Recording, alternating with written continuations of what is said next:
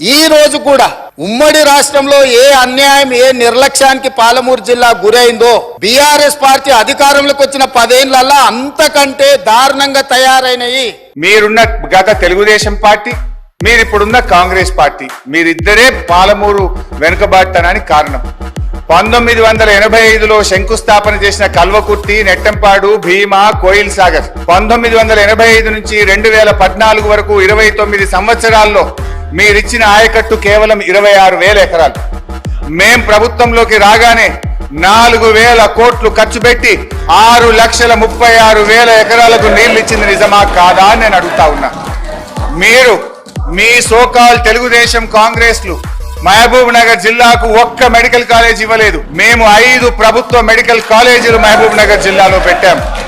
అధ్యక్ష, ఇట్లా మహబూబ్ నగర్కి ఏం చేశామో చర్చ పెడదామంటే రోజు పెట్టండి, నేను డీటెయిల్ గా చెప్పడానికి రెడీగా ఉన్నా.